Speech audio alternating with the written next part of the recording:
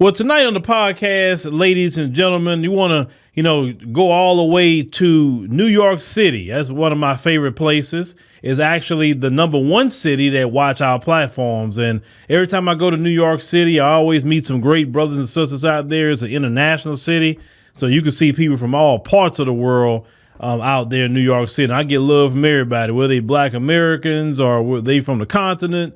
The Caribbean, wherever they at, like I said, I enjoy talking with those brothers and sisters out there. But Eric Adams, and we have talked about him a lot, a Democrat, right? Y'all favorite political party that y'all are beholden to. A lot of you, you worship that party like you're supposed to worship God himself.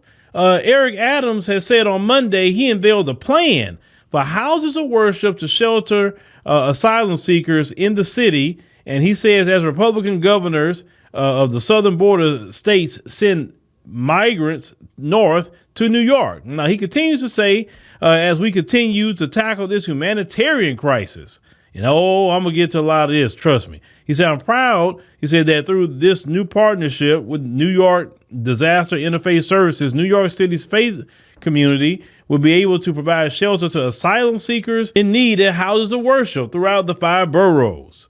He said the 2-year partnership will allow up to 50 houses of worship or other faith-based spaces to offer overnight shelter for up to 19 single adult men at each location. According to a release from the mayor's office, the faith-based spaces will continue to offer their normal activities during the day, and the city will open 5 daytime centers for programming during the day. It said the program will increase the city's space for migrants by nearly 1,000 beds and will connect asylum seekers with local communities. As Adams said Monday that his vision is to take the next step is faith-based locales and then move them to a private residence. Look at there. So he wants to take them from a shelter into a private residence. And when he say private residence, ladies and gentlemen, he's not meaning in somebody's house. No, he's meaning having their own place to stay. But let's continue. He said there are residents, he said, who are suffering right now because of economic challenges. He said they have spare rooms. Now, he said if there was a way around certain rules, he said we could take that 4.2 billion to 4.3 billion maybe. Say now that we potentially may have to spend and we could put it back in the pockets of everyday New Yorkers, everyday houses of worship, instead of putting it in the pockets of corporations. He said the city continues to care for more than 46,000 asylum seekers. He said, according to the mayor's office, the influx of migrants in part, comes from the GOP governor's bus or fly thousands of migrants north to Democrat-led cities. It's in protest of immigration at the U.S.-Mexico border and the end of the pandemic-era Title 42 immigration policy. He said this influx of asylum seekers is a crisis. It's one that New York City is facing largely on our own. What? Hold on. Last time I checked, they dumping a bunch of them in Chicago, too. And Chicago just gave them $51 million while black people in Chicago don't get nothing. But let's continue. He continued to say, adding that through the end of May, he said the city spent more than 1.2 billion taxpayer dollars on the asylum seekers. These people didn't pay taxes. They didn't vote or anything, but yet they paid $1.2 billion of New Yorkers' tax money. Well, that's a problem. There's a homeless problem in New York City. And it's out there, okay? Last time I was in New York, even if you go by Times Square and all those areas, you still see the people. They're out there, right? Some people have mental health issues, and they're on the streets in New York. And you mean to tell me they spent $1.2 billion on 46,000 people? But let's get to the meat of what I really want to talk about tonight, and you even see what the title is. Now, they say research. Let's talk about the homeless population in New York. We're talking about American citizens who are homeless. It said research shows the primary cause of homelessness, particularly among families, is a lack of affordable housing. It surveys, homeless families they have identified the following major immediate triggering causes of homelessness: eviction, double up or severely overcrowded housing, domestic violence, job loss, and hazardous housing conditions. Research also show that compared to homeless families, homeless single adults have higher rates of serious mental illness, which, yes, I've seen that in New York. It said addiction disorders and other severe health problems. Say each night, thousands of unsheltered homeless people sleep on New York City streets, in the subway system, and in other public spaces. They say there's no accurate measurement of New York City's unsheltered homeless population, and recent city surveys significantly underestimate the number of unsheltered homeless New Yorkers. They say studies have shown that the large majority of unsheltered homeless New Yorkers are people living with mental illness or other severe health problems. They say here, Black and Hispanic, they say New Yorkers are disproportionately affected by homelessness. Approximately 56% of heads of household in shelters are Black. Now, they say 32% are Hispanic, 7% are white, less than 1% are Asian American or Native American. It's saying 4% are unknown race or ethnicity. Now, we wanted to go through those facts there to bring our point home. So the majority of the homeless population in New York City is Black New Yorkers, our Black American people, right? And Eric Adams, Democrat Eric Adams, takes $1.2 billion and had no problem spending it on people that just crossed the border. But he didn't take that $1.2 billion to get people off, New Yorkers off the streets and put them in these churches, or talking about putting those New Yorkers in private residences. You understand? This is what they're doing. They're not trying to help out New Yorkers. They're trying to help out everybody else. Listen, the Democrats' plan is very insidious. They have all this money in the world, your tax dollars. Hey, white people, come on, white people in New York. Let's talk. Let's talk white people. Let's go. When we talk about reparations, white people, you say we don't have money for that. It's going to break the country. It's going to cause hyperinflation. And you don't want to pay anything, right? You said you had nothing to do with anything, so why should you pay? Well, you have nothing to do with those people coming across the border. Whatever their problems are is not yours. You didn't create it, right? But yet, where's your complaints about this $1.2 billion that come from your taxes, white people in New York? Come on, y'all got to, please, white people, give me an explanation of why you're not raising hell. Because every time we talk about reparations for Black people, here you come raising hell about it. Once again, I told y'all, it's not about they don't care about how much money the government spends. Just as long as they don't give reparations to Black people. And what did I tell you before? It's because they hate Black people. It's just that simple. They hate Black people with a passion. This is why they don't say nothing about $1.2 billion going to people that's not even citizens of this country. So 56% of Black Americans are the homeless population in New York City. And y'all always being so defensive of the Democrat Party. How is Black people doing better underneath the party that you vote for? Underneath the party that you would not speak to another Black person for if they don't vote for it? Tell me that. Please tell me. 56%? Chicago, it was like 76% in Chicago, even worse in Chicago. All these Democrat cities and Black people are suffering. Why are you still voting for these people? Why are you so enthusiastic about these people and you're suffering? We saw that the Asian community have some of the lowest homeless population in the Asian community. The lowest. And yet they're protected more by the Democrat Party than you will ever be protected.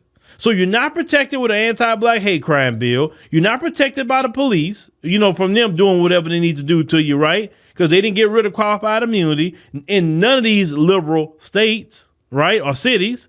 Now, the Democrats are supposed to be your friends, but they don't get rid of qualified immunity. No anti-Black hate crime bill. You can't get reparations, right? Because they'll play a little game with you on that. I mean, you are literally sitting duck all the way around for whoever want to do something to you. Our Black homeless population is in a bad position because they're not protected. Let you say something wrong to the Asian person in New York and watch what happened to you. They'll try to hit you with a hate crime. But a black person who's homeless, anybody could do something to them. Anyone. And it will not be a hate crime bill.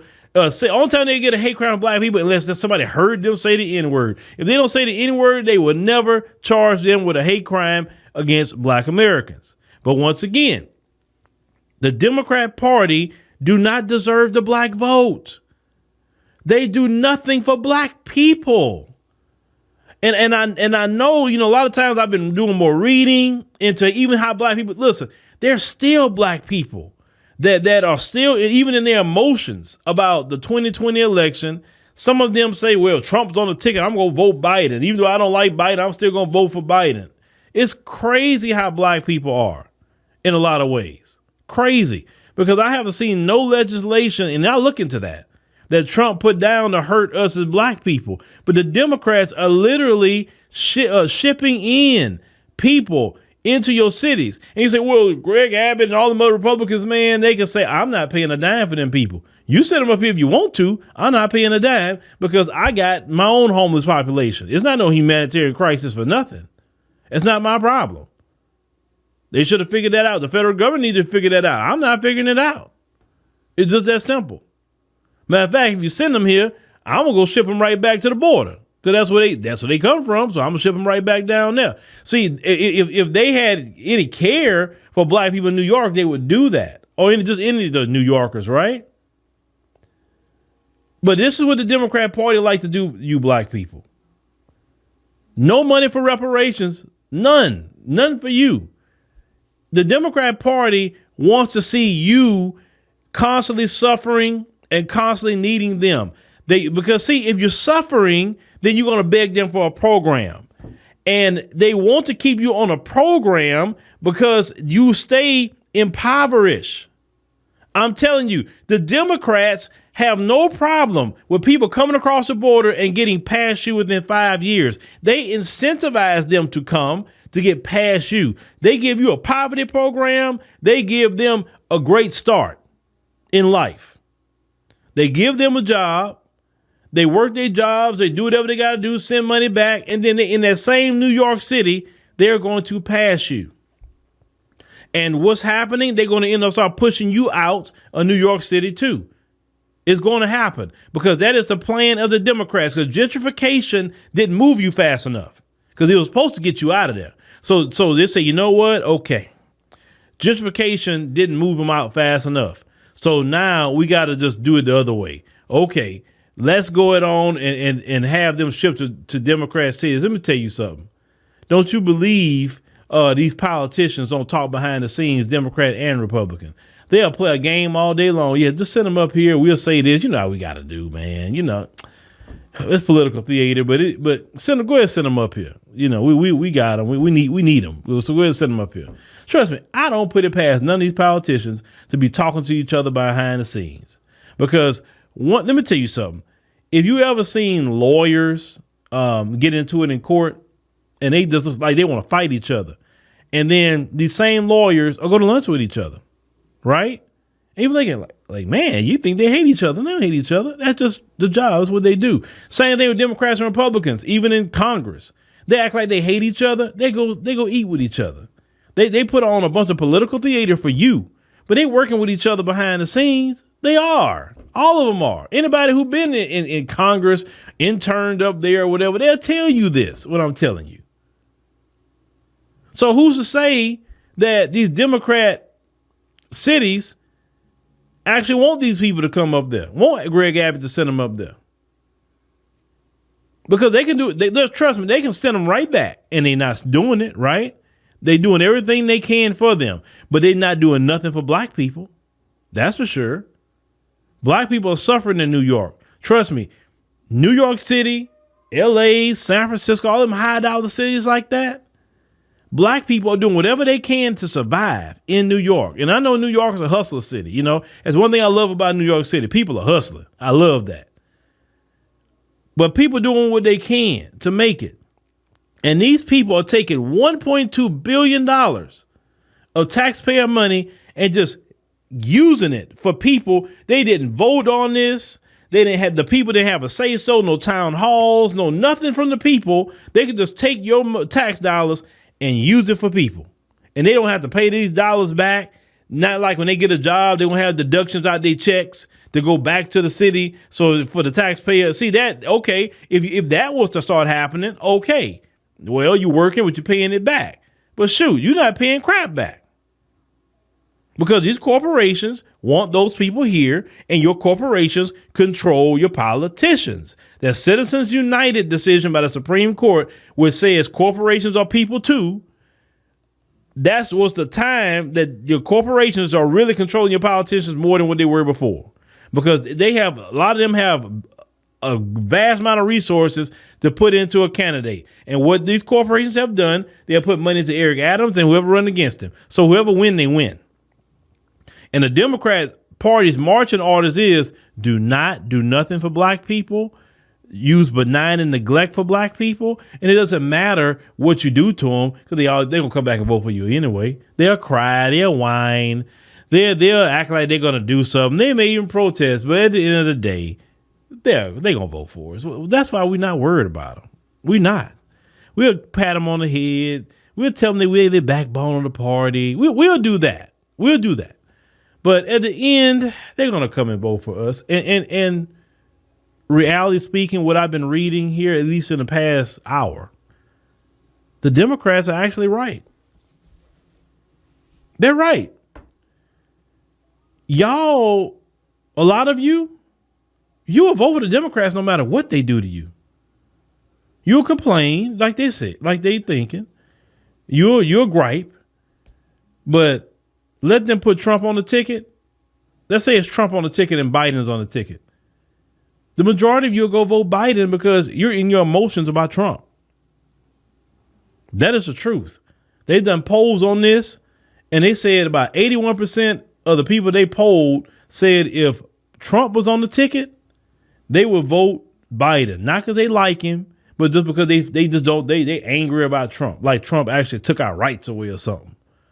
Like Trump really did something to us. And if he did, I would tell you, man, nah, Trump. He did this and that and the third to us. You vote for the man that actually authored the 1994 crime bill that brought in mass incarceration in our community. You rather vote for that guy who hurt our community over Trump. You don't like what he say? Because he ain't put no mass incarceration in when he was in office. He didn't do crap to us. Listen, the people that should be mad at him should be Hispanics, and they still voted for him. So how is it that black folks are more mad with Trump than Hispanics should be when he was getting them on out of here? That's interesting. It's just so interesting to me how y'all move. And like I told y'all before, it can get very frustrating because it's like, and I'm going to be harsh on what I'm about to say. It's like a lot of people, when it comes to that Democrat Party, political wise, are really, like we used to say, stuck on stupid. That's kind of what it seems like, because it ain't no way that I can watch these people do everything they're doing to harm my community and I still reward them with my vote. Like, listen, y'all, please help me to understand this. Help me. Like I said, because I'm not getting it. Maybe I'm just in a somewhere else and I'm not seeing it. I'm not seeing how you're okay with $1.2 billion being spent in a short amount of time on people just come across the border. Yet 56% of the homeless population in New York City are black New Yorkers. And you still will go out and vote for the Democrats. You still using the term lesser of two evils? Yet our brother Dick Gregory said when you vote for the lesser of two evils, you still evil yourself. Because you knew both of them was evil and you go vote for evil? That's like trying to decide between a murderer and a pedophile.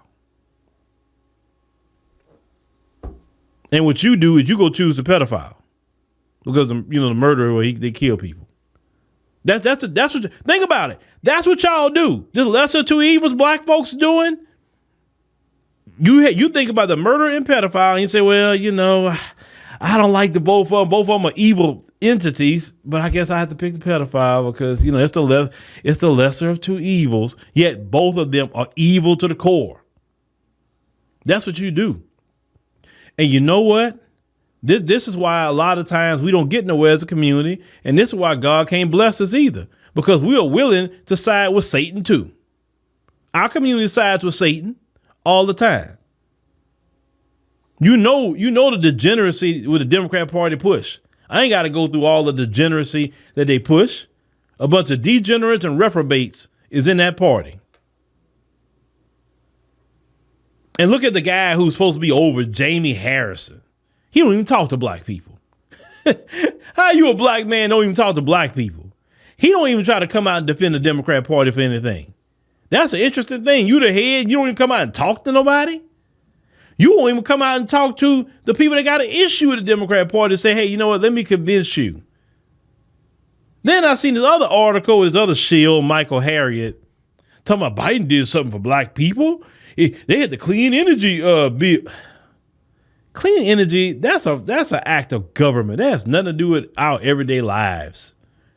People worrying about paying their light bill, their water bill, paying their cell phone, their car note, keeping a roof over their head, food on the table, lower gas prices, don't want to have a bunch of inflation, want to be able to make enough money where you can at least take vacation maybe twice or so a year, right? Have health insurance enough where it's not killing you on premiums. Having your children in good schools, not having people run around trying to shoot up schools and shoot up this and shoot up that. I mean, that's most, if you really want to affect people's life, that you will focus on things that affect everyday life. If you really want to get people on your side, like I said, that's not very hard to figure out. I told y'all, these politicians be lying to y'all. The problems is easy to solve. It's not that hard. Trust me, it's not that hard like they make it out to be.